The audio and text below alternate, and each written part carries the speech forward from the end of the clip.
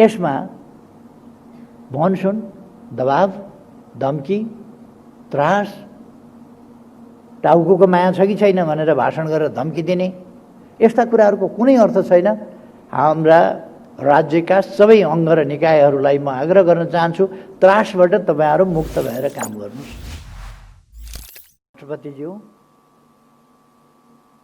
सम्माननीय उपराष्ट्रपतिज्यू, राष्ट्रिय सभाका सम्माननीय अध्यक्षज्यू, माननीय उप प्रधानमन्त्रीज्यू, संवैधानिक निकायका प्रमुखज्यूहरू, सदस्यज्यूहरू,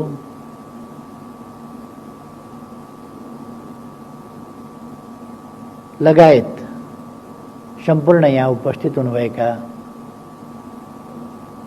महानुभावहरू, दाजुभाइ दिदीबहिनीहरू, सबभन्दा पहिले त म अख्तियार दुरुपयोग अनुसन्धान आयोगको 30औं वार्षिकोत्सवको सन्दर्भमा आयोजित यस कार्यक्रमको सफलताको कामना गर्छु। यो कार्यक्रम त सफल भएकै छ। आगामी दिनमा यस आयोगले आफ्नो गरिमालाई अझ माथि उठाउन सकोस्, आफ्ना कर्तव्य पालनामा अझ बढी सफलता प्राप्त गर्न सकोस् र देशमा भ्रष्टाचार नियन्त्रण गर्ने काममा, देशको छवि उजिल्याउने कुरामा, विकासका प्रयासहरूलाई अगाडि बढाउने कुरामा अझ बढी योगदान गर्न सकोस् भन्ने हार्दिक शुभकामना व्यक्त गर्न चाहन्छु। हामी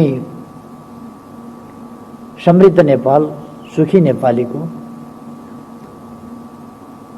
राष्ट्रिय आकांक्षा सफल पार्नका लागि अगाडि बढिरहेका छौँ। हाम्रा सबै कामहरूको, सबै प्रयासहरूको समान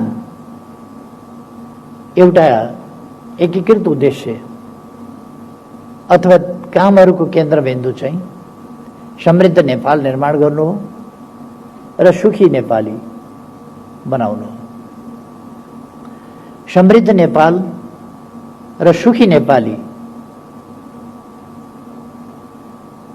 को आकांक्षा साकार पार्नका लागि हामीले समाजलाई लोकतान्त्रिक समाज, एउटा सभ्य समाज, सुशासनयुक्त समाज र विकासको गतिलाई तीव्रताका साथ अगाडि बढाएर समृद्धि हासिल गरेर समृद्ध सम्पन्न समाज, सामाजिक न्याय र समानता सहित भएको समृद्धिको, उपलब्धिको हिस्सेदारी यथोचित ढङ्गले सबै जनतामा पुगेको समाज निर्माण गर्न आवश्यक छ। त्यसका लागि कानुनको राज, कानुनको निष्पक्ष कार्यान्वयन, समाजमा शान्ति सुव्यवस्था, सबैलाई न्याय र कोही पनि अनुशासनहीन भएर राज्यको ढिकुटी वा सार्वजनिक सम्पत्ति राज्यलाई नोक्सान पारेर, देशलाई नोक्सान पारेर कसैले आफ्नो व्यक्तिगत ढिकुटीतर्फ भर्न नपाओस्, देशलाई नोक्सान पार्न नपाओस्, देशलाई भ्रष्ट बनाउन नपाओस्, जसबाट विकासका प्रयासहरू अवरुद्ध हुने स्थिति नहोस् भन्ने हाम्रो प्रयास हो। यसका लागि राज्यका सबै निकायहरू, सबै अङ्गहरू र सबै निकायहरू उत्तिकै इमानदारिताका साथ क्रियाशील हुन जरुरी छ। तर हाम्रो अपेक्षाका बावजुद सबै निकाय वा सबै व्यक्ति त्यस ढङ्गले क्रियाशील नहुन पनि सक्छन्। यसै कारण त्यसको रेखदेख गर्न, रखवारी गर्न खोज अध्ययन अनुसन्धान गर्न र दोषी पाइएमा कारबाही गर्न। मानिसहरूको मनोवृत्तिदेखि परिवर्तन गरेर भ्रष्टाचारी मनोवृत्ति नहोस्, भ्रष्टाचारी आचरण नहोस्, त्यस बिन्दुदेखि प्रयास गर्ने। भ्रष्टाचार भइसकेपछि कारबाही गर्ने भन्दा भ्रष्टाचार गर्ने अवसरै मान्छेले नपाउने प्रबन्ध गर्ने। त्यति गर्दा गर्दै पनि भ्रष्टाचार गरेमा कारबाहीको दायरामा ल्याउने र कानुन बमोजिम कारबाही गर्ने। यस कामका निम्ति हाम्रो संविधानले नै भ्रष्टाचार दुरुपयोग अनुसन्धान आयोगको प्रबन्ध गरेको छ र यस सम्बन्धमा अरू कानुनी व्यवस्थाहरू पनि गरेको छ। अहिले पछिल्लो समयमा अख्तियार दुरुपयोग अनुसन्धान आयोगलाई अझ प्रभावकारी बनाउनका लागि कानुनको संशोधन सम्मानित संसद समक्ष प्रस्तुत भइसकेको छ र निर्वाचनपछि त्यो कानुन संशोधित ढङ्गले पारित भएर आउनेछ र अख्तियार दुरुपयोग अनुसन्धान आयोगले अझ बढी प्रभावकारिताका साथ काम गर्ने अवसर पाउनेछ भन्ने मैले विश्वास लिएको छु। अख्तियार दुरुपयोग अनुसन्धान आयोगले विगत 30 वर्षहरूमा भ्रष्टाचार नियन्त्रणको सन्दर्भमा सकारात्मक योगदान पुर्याएको छ, म प्रशंसा गर्न चाहन्छु। र विगतका अनुभवहरूलाई लिँदै अहिले यता आएर यसले अझ प्रभावकारी ढङ्गले आफूलाई प्रस्तुत गर्दै आएको छ। कहिले कहिले भ्रष्टाचार दुरुपयोग अनुसन्धान आयोग भ्रष्टाचार नियन्त्रण गर्ने भन्दा पनि अलिक फरक ढङ्गले आम जनमानसमा या ब्युरोक्रेसीमा अनुचित ढङ्गले प्रस्तुत हुने खालका त्यस्ता प्रयासहरू पनि देखिए। त्यस्तो कुराहरू पनि उचित हुँदैन, त्यस्तो हुनु हुँदैन। भ्रष्टाचार दुरुपयोग अनुसन्धान आयोग एउटा संवैधानिक र तदनुसारको गम्भीर उत्तरदायित्व बोकेको र गम्भीर संस्था हुनुपर्दछ। यस संस्थाका अगाडि लोकतान्त्रिक राज्यमा जस्तो कानुनको नजरमा सबै बराबर छन् भन्ने मान्यता हुन्छ, त्यो मान्यतामा अख्तियार दुरुपयोग अनुसन्धान आयोग दृढतापूर्वक अडिनुपर्दछ। कानुनको नजरमा सबै बराबर छ। तदनुसार यसले विगतका वर्षहरूमा काम गरेको र यसको कार्य प्रगति पनि सन्तोषजनक रहेको कुरा हामीले यसको प्रगति विवरणबाट पनि हेर्यौँ। मुद्दा फर्स्योट सम्बन्धमा र ती मुद्दाहरूलाई अदालतमा दायर गर्ने सन्दर्भमा र अदालतबाट जुन प्रतिशतमा अख्तियार दुरुपयोग अनुसन्धान आयोगले सफलता प्राप्त गरेको छ त्यो एउटा सकारात्मक स्थिति हो भन्नुपर्छ। तर फेरि पनि म के भन्न चाहन्छु भने अख्तियार दुरुपयोग अनुसन्धान आयोगले दायर गरेका मुद्दाहरू कुनै पनि फरक पर्ने गरी दायर गर्नै हुँदैन, किनभने निर्दोष मान्छे पनि दोषी भनेर मुद्दा दायर गरियो भने त्यसले धेरै प्रतिकूल असर व्यक्तिमा पार्दछ, अरू समाजमा पार्दछ, व्यक्तिमा भनेको व्यक्तिको परिवारमा पार्दछ, अरू अनेक कुराहरूमा पर्दछ र निर्दोष मान्छेहरूमाथि आरोप लान्छना लगाउने र त्यस्तो मुद्दाहरू दायर गर्ने गरियो भने त्यसले काम गर्नेहरूलाई हतोत्साही गर्दछ, एउटा त्रासको वातावरण पनि सृजना गर्दछ। त्यसकारण अख्तियार दुरुपयोग अनुसन्धान आयोगले आफूले कदम चाल्नुभन्दा अगाडि, आफ्नो छानबिन गर्नुभन्दा अगाडि अत्यन्तै निष्पक्ष मनका साथ गर्ने र मुद्दा अगाडि सम्बन्धित अदालतमा सञ्चालन गर्नुभन्दा अगाडि, दायर गर्नुभन्दा अगाडि त्यसलाई राम्ररी विचार गरेर यो वास्तवमै दोषी हो र दण्डित हुनै पर्दछ भन्ने तथ्यहरूका आधारमा यकिन भएपछि नै मुद्दा दायर गर्नु वाञ्छनीय हुन्छ। त्यसैगरी विभागीय कारबाहीको सिफारिस होस् या अरू त्यस सम्बन्धमा पनि त्यसो गरिनु जरुरी हुन्छ। कुनै पनि हिसाबले अख्तियार दुरुपयोग अनुसन्धान आयोग यस्तो निष्पक्ष हुनुपर्दछ जसमाथि सबैको दोषीहरू र अपराधीहरू त्योसँग थर्कमान हुनुपर्दछ, त्रसित हुनुपर्दछ।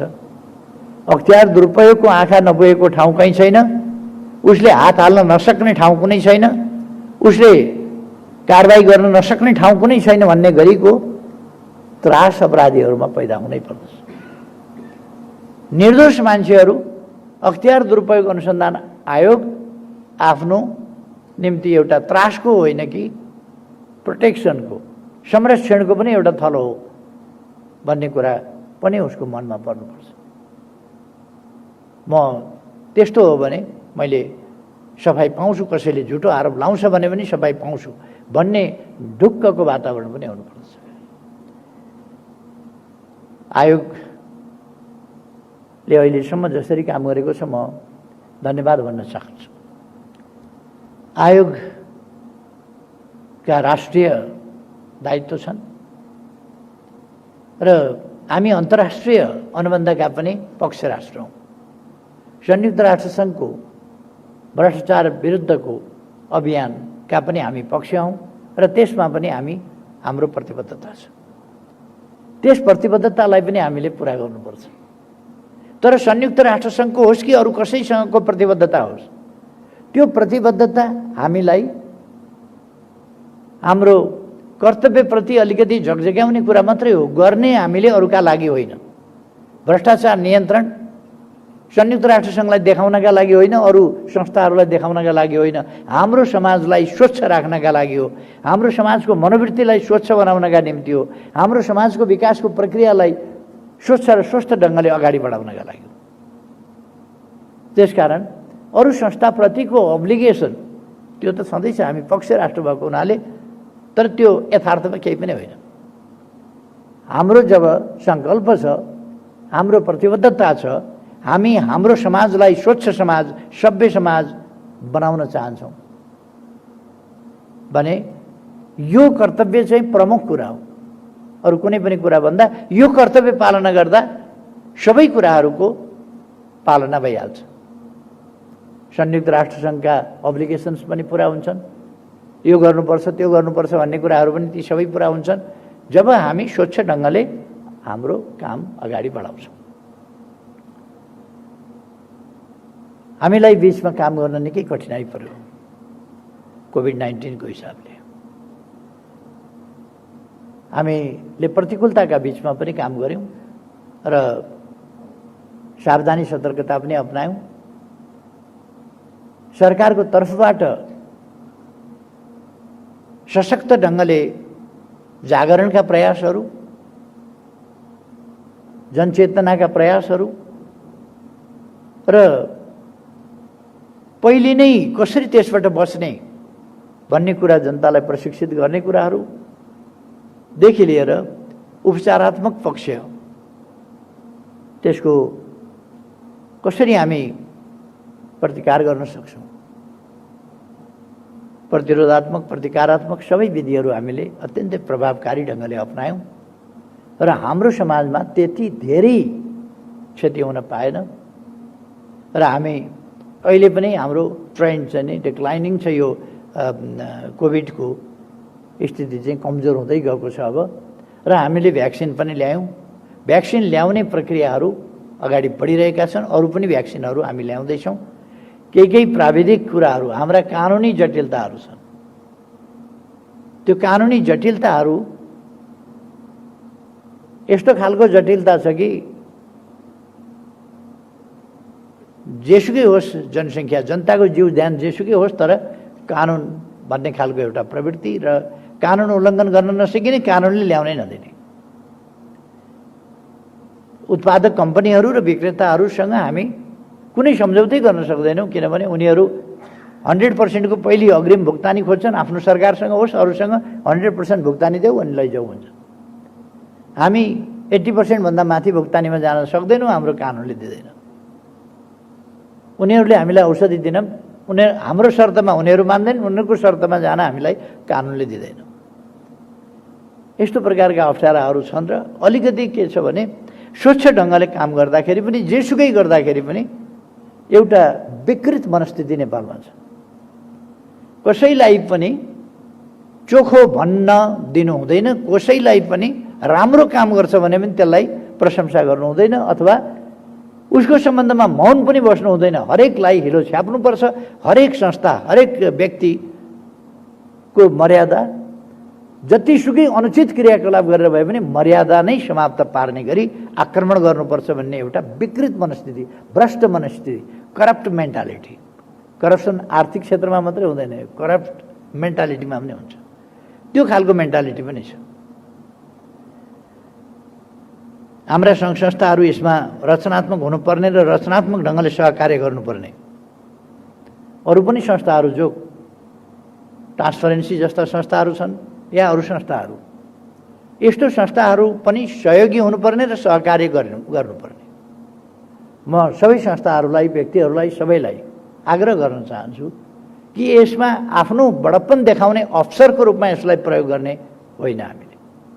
हामीले करप्सन कन्ट्रोलका लागि साझा अभियान अगाडि बढाउने र सबैलाई मुछ्न पायो भने, सबैलाई हिलो छ्याप्न पायो भने आफू आफ्नो महानता बढ्छ जस्तो गर्ने, त्यो कुरा पनि सही होइन। हाम्रो सञ्चार माध्यम राज्यको चौथो अङ्ग भनिन्छ। सञ्चार माध्यमले यथार्थ कुराहरू जनतालाई सूचित गर्नुपर्ने, यथार्थको खोजी गर्नुपर्ने, करप्टलाई करप्ट भन्नुपर्ने, करप्ट होइन भने जसरी भए पनि त्यसलाई करप्ट भनेर छोड्नुपर्छ भन्ने आग्रहपूर्ण मान्यता राख्नु नहुने, ती पक्षहरूतर्फ पनि हामीले ध्यान दिनुपर्छ भन्ने मलाई लाग्छ। हाम्रो उद्देश्य एउटा स्वस्थ, पारदर्शी, सभ्य समाजको निर्माण हो। आरोप प्रत्यारोप, गाली गलौज, लान्छनाको समाज हामीले बनाउन खोजेका होइन। हरेकलाई मुछेर, हरेकलाई, कोही पनि यस देशमा सधैँ र चोखो भन्ने व्यक्ति जन्मिँदैन,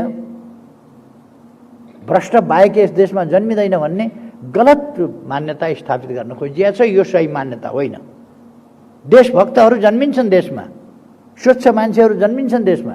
हाम्रो ब्युरोक्रेसी के सबै करप्ट छ? कोही कोही अपवादको रूपमा करप्ट होला, तर सबै ब्युरोक्रेसी करप्ट छैन, करप्ट हुँदैन। सबै पोलिटिसियन करप्ट छैनन्, करप्ट नभएका पनि हुन्छन्। यसको अर्थ कोही पनि करप्ट हुँदैन, त्यो पनि होइन। करप्ट हुन सक्छ, त्यसकारण करप्सन भन्ने चिज छ। कोही करप्ट हुन्छन् र नै करप्सन छ। करप्सन हाम्रो साझा शत्रु हो, त्यसप्रति हाम्रो शून्य सहनशीलता छ। हामी सहँदैनौँ। यो खालि लिप सर्भिसको कुरा होइन, यो खालि हामीले भन्ने मात्रै कुरा होइन, यो हामीले व्यवहारमा अपनाउने कुरा हो, व्यवहारमा उतार्ने कुरा हो। म आग्रह गर्न चाहन्छु आजको यस दिनमा पनि कि हामी आफूलाई करप्सनबाट मुक्त राखौँ। पहिले हाम्रो सङ्कल्प हुनु पर्यो कि आफूलाई करप्सनबाट मुक्त राखौँ। दोस्रो, अरूलाई करप्ट नहुन प्रेरित गऱ्यौँ, मनोभावना परिवर्तन गर्ने कोसिस गरौँ। र अर्को, कसैलाई करप्सन गर्ने अवसर नदिउँ। कोही करप्ट भयो भने त्यस्ता करप्टलाई सजाय गर्ने हामी सबैको कर्तव्य हो। कसरी सहयोग पुर्याउन सकिन्छ करप्टलाई सजाय गर्ने कुरामा, त्यसमा हामी जाउँ भन्ने आग्रह गर्न चाहन्छु। करप्सन कन्ट्रोलका लागि हामीले विभिन्न मेजर सरकारको तर्फबाट पनि अपनाएका छौँ। यो भेहिकल ट्र्याकिङ सिस्टम, यसले करप्सनलाई रोक्न ठुलै मद्दत गरेका छ। अहिले हामीले नागरिक एप्स सुरु गरेका छौँ, जसबाट करप्सनका ठाउँहरू अब डिजिटल सिस्टममा गएपछि, लेनदेन गर्नै नपरेपछि, बुझाउनका लागि व्यक्ति अफिसमा जानु नपरेपछि, अफिसमै गएर मेरो फाइल के भयो, कसो भयो, यो मेरो दर्ता गरिदिनुहोस् भन्न नपरेपछि, अनलाइनबाटै कामहरू हुने भएपछि, नागरिक एपबाटै हामीले विभिन्न क्रियाकलापहरू सञ्चालन गर्न सक्ने भएपछि यसले करप्सन कन्ट्रोलमा मद्दत पुर्याउँछ। हामीले पेपरलेस मनीको कुरा गरेका छौँ।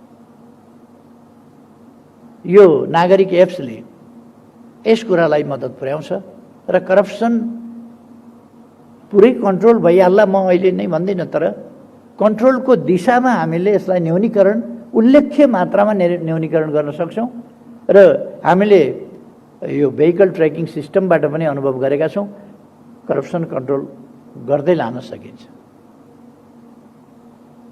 चाहनाले मात्रै करप्सन कन्ट्रोल हुने होइन,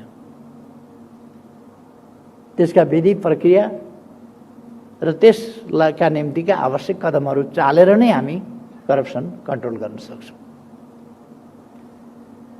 त्यसर्थ म आग्रह गर्न चाहन्छु सबैमा कि करप्सन कन्ट्रोल हामी सबैको साझा कर्तव्य हो, साझा उद्देश्य हो।